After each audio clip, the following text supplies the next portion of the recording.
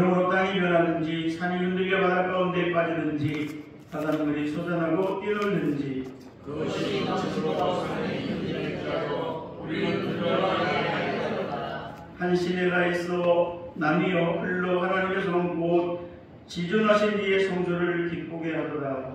하나님이 그 성도에 계시네 성이 흔들리지 아니할 것이라. 새벽에 하나님이 도우시리로다.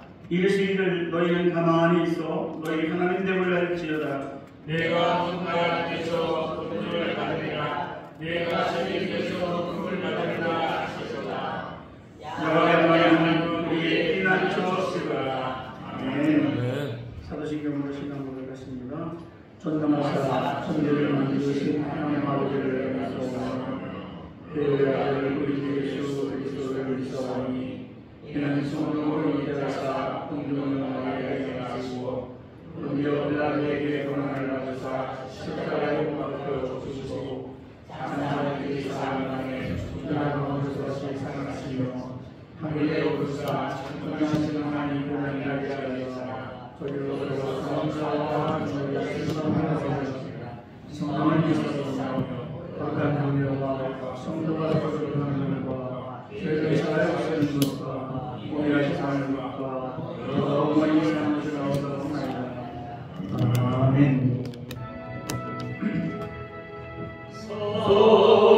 성자와 성령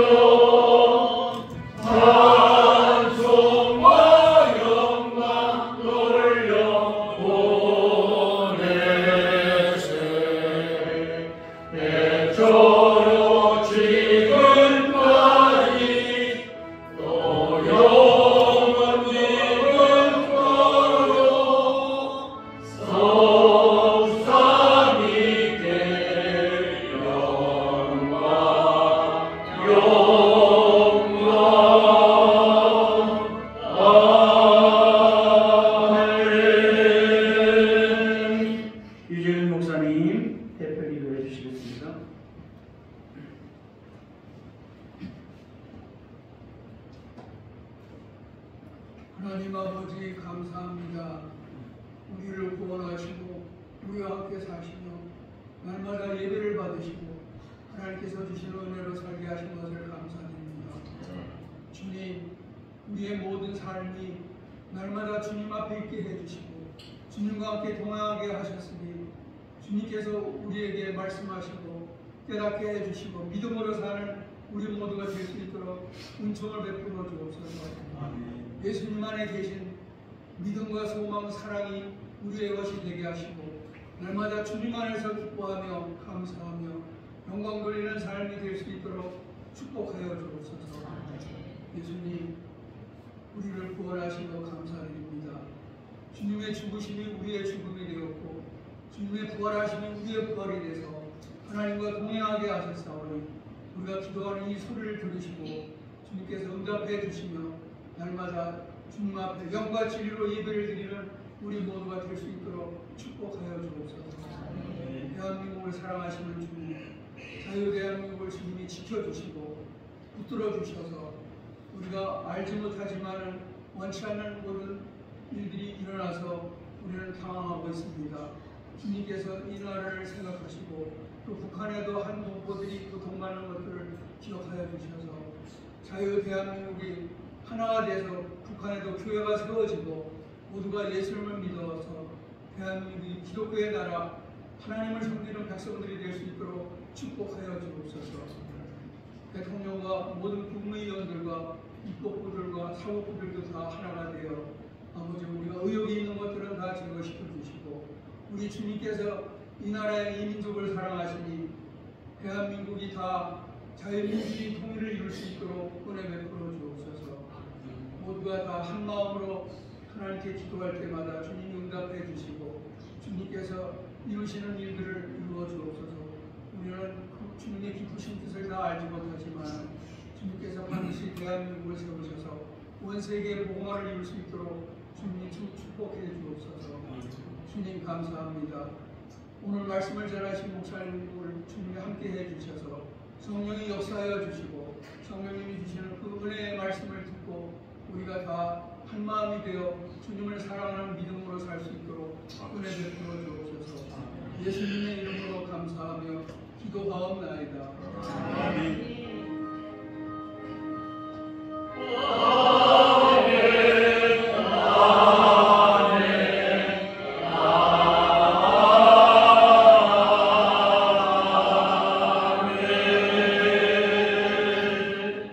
은혜 받을 하나님의 말씀은 전도서 7장 1절로 4절 함께 합독하도록 하겠습니다.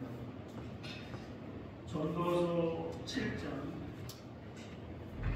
954페이지 전도서 7장 1절에서부터 4절까지 합독하도록 하겠습니다. 좋은 이름이 좋은 이름보다 낫고 죽는 날이 출생하는 날보다 나으며 수상집에 가는 것이 잔치집에 가는 것보다 나으니 모든 사람의 끝이 이와 같이 됩니다. 산 자는 이것을 그의 마음에 둘지어다. 슬픔이 웃음보다 나으군 얼굴에 근심하는 것이 마음에 유익하기 때문이다. 지혜자의 마음은 초상집에 있으되 우매한 자의 마음은 혼인집에 있느니라. 아멘. 이 시간 특송 이현숙 목사님 특송해 주시겠습니다.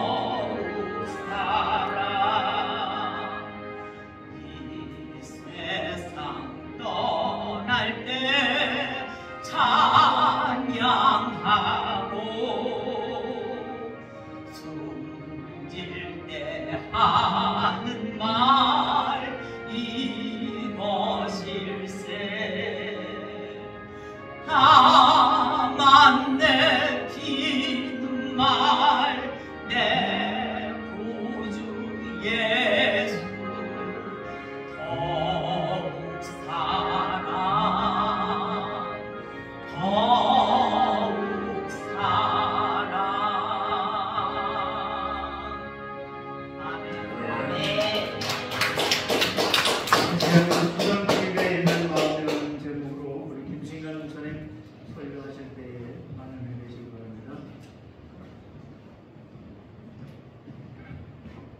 은혜의 찬양 감사합니다.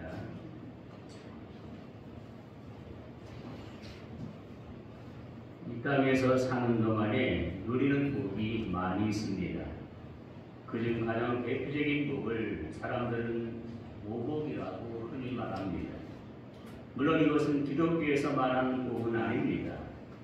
유교의 경전 중 하나인 서경에서 말하는 복입니다. 오복은 말하기를 첫째가 순이 오래 살고, 둘째가 분이 재물이 많아야 하며, 셋째가 강령이니 건강하고 편안해야 하고, 넷째가 유호덕이니 선행을 베풀고 덕을 행하고, 다섯째가 고종명이니 편안히 죽어야 한다라고 했습니다. 오복 중에 가장 큰 복을 가리켜서 고종명의 복이라고 말하죠. 즉 인생을 잘 마감하는 것을 가장 큰 복이라고들 말합니다. 어떻게 복받고 살았느냐도 중요하지만 어떻게 복 있게 죽었는지가 더 중요하기 때문입니다. 건강하셨던 강태용 목사님, 2주 전까지만 해도 이곳에서 함께 예배드리던 우리 목사님의 모습이 떠오릅니다.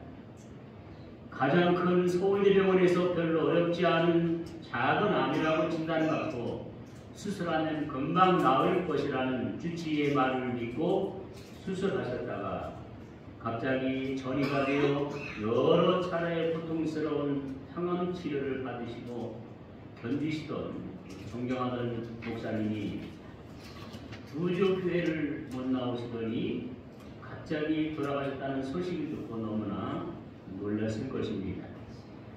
한편으로는 수술을 받지 않았다면 고생도 하지 않고 오래 사셨을 텐데 하고 모두 아쉬워하고 계신 것입니다. 더 고생하시지 않고 천국에 가셨구나 하는 마음이 있어 위로도 되기도 합니다. 오복 중 가장 큰 고정명의 복을 받으셨기 때문입니다. 요한계시록 14장 13절 상반절에 또 내가더니 하늘의 선생이나 이르되 기록하라 지금 이후로 주 안에서 죽는 자들은 복이 있도다 라고 말씀하셨습니다. 예수님을 믿고 죽은 사람이 가장 큰 복을 받은 줄로 저희는 믿습니다. 아멘. 언젠가는 나도 죽음을 맞이할 텐데 오래 고생하지 않고 우리 두뇌에 쓰러지자마자 천국 가게 해주세요. 잠자다가 천국 가게 해주세요. 상 먼저 천국 보내주세요. 노멘. 아마 여러분 가운데는 왜 상 먼저 가냐 그러는데 상과 저한테 얘기한 거예요. 당신이 먼저 가면 안 된다. 거기서 제가 기도를 끝내는 게 아닙니다. 곧바로 저도 뒤따라가게 해주세요.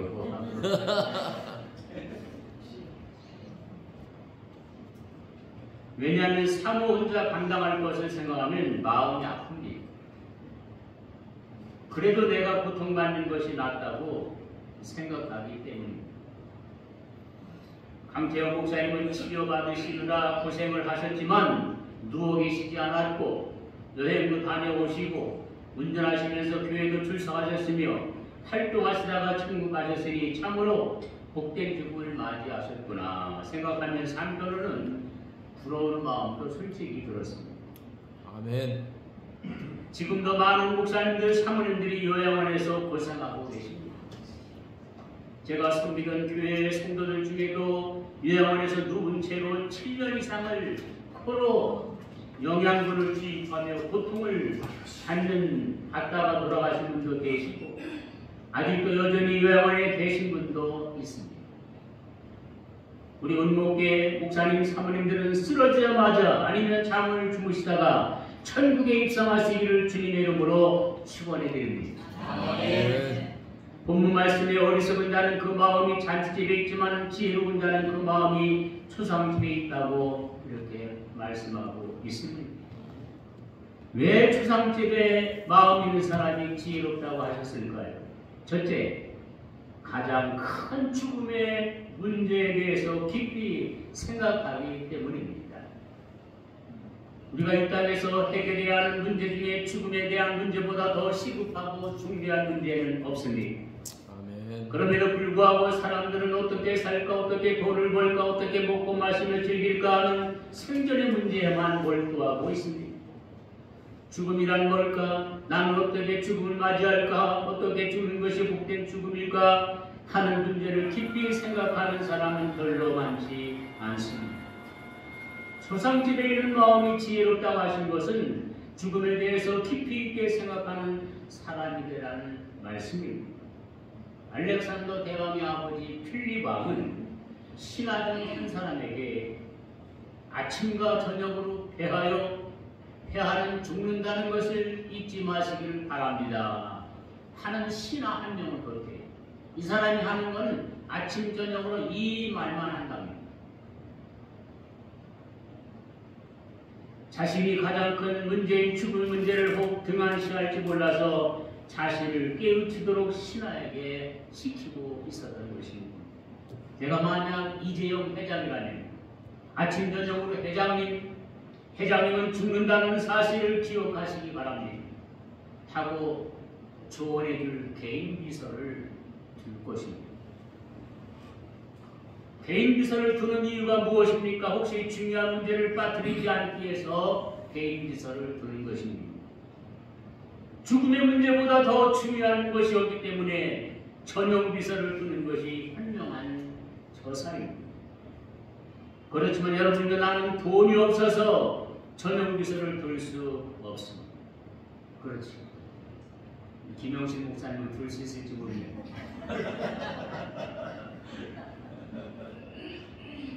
그래도 우리 목사님들, 사모님들은 현역에 있을 때도 매 시간마다 죽음에 대해서, 천국에 대해서, 부활에 대해서, 영생에 대해서 말씀을 전하셨고 또 말씀을 들으시고 계시지 않습니까? 그러므로 행복한 분들이라고 저는 생각합니다. 그런 걸 생각하면 성도들도 참 행복한 사람들이구나 이렇게 생각합니다. 왜냐하면 전용 비서를 두고 살기 때문입니다. 담임 목사가 전용 비서예요. 제가 현역에 있을 때 오늘 이 설교를 하면서 제가 여러분의 전용 비서입니다. 여러분들은 행복한 사람들입니다. 외쳤던 기억이 납니다.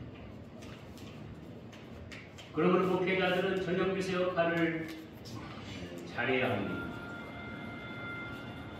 매주마다 죽음에 대해서, 천국에 대해서, 구원에 대해서, 부활에 대해서, 영생에 대해서 복음적 설교를 해야 하는 것이죠.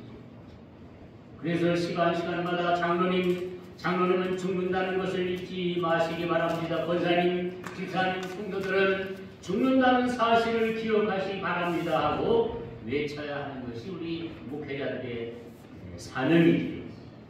제가 그때 이렇게 설교했습니다. 제가 전용 비서니까 죽음에 대해서 설교를 자주 한다고 기분 나쁘게 생각하지 마세요. 저는 사명을 감당하기 위해서 죽음에 대해서, 천국에 대해서, 영생에 대해서, 부활에 대해서 매주마다 거의 설교를 해야 합니다라고 설교한 기억이 있습니다. 그렇다면 죽음이란 무엇입니까? 성경에서 말씀하시는 죽음이란 출생보다 더 신비롭고 더 즐겁고 더 축하를 받아야 할 일이라고 말씀하고 있습니다. 1절을 다시 한번 읽겠습니다.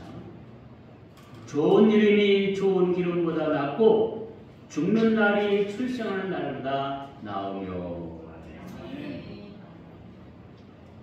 근데 우리가 거꾸로 사람들은 생각하지요. 사람이 죽으면 슬퍼하고 그러긴 하지만 이제 우리가 거꾸로 해야 됩니다. 성경 말씀대로 해야 됩니다.